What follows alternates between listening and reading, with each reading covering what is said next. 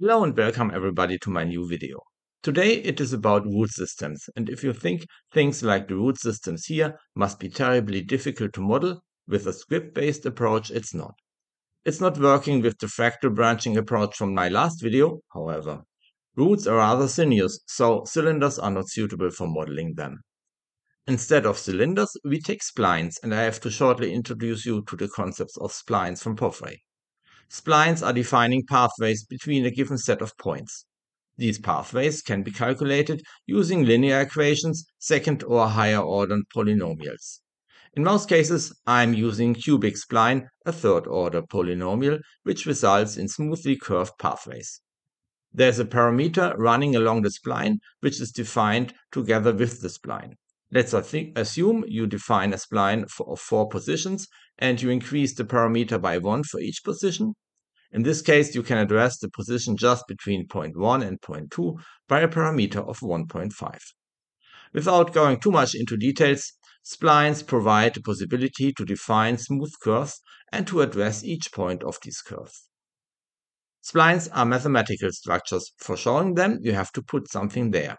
You can take spheres, for example, and place them on the spline in small distances. In the case of a spline from 1 to 4, I would propose a distance of 0.01, which means you would need 300 spheres if 1 was the first position and 4 the last one. In the end, you can fuse these spheres into a blob and obtain a smooth curvy object. You can do all kinds of modifications along the spline. For example, you can change the radius and the texture of spheres to obtain a nice root tip. Now that we have a nice root, we can start thinking about root systems. I usually model them in the order main root, first order laterals, second order laterals, and I have rarely ventured beyond the second order laterals. The main root is easy. You start with the origin and the position deep down below the origin, the position of the root tip of the main root. When using cubic spline, we have to pay attention to define 4 additional points, 2 of them further up the origin, 2 of them further down the root tip. These points will not be included in the spline itself, but will be necessary for calculating curvature of the spline. And then you need a loop defining additional positions between the start and the end of the root. The number of the positions and their more or less random distance to the root axis will decide how curvy or straight the root will appear. If you want to take a look at script details, you can find it as always in my GitHub account with the address given in the comment section.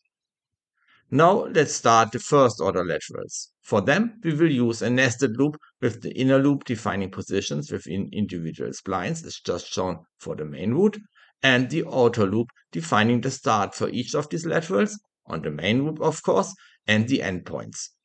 These points, start points and endpoints of the first order laterals, are very important for the overall architecture of the root system, so you should invest some time in defining these. For the second order laterals, we now need 3 nested loops. The inner 2 loops are similar to the loops for the first order laterals, and the outer loop now runs over all first order lateral splines, which means those have to be named and saved. As I already told, when you really want to do something like this, have a look at my scripts under GitHub. There is certainly room for improvement in these scripts, in particular when it comes to naming the splines, so feel free to comment. The root system we have been working with was a bit schematic. Here comes an example done about 2 decades ago I'm still proud of. What's next? The last 2 videos were on branching. Next time I will work on fractals in general. Script-based modeling is ideal for modeling fractals, and I will show you a few examples. See you then.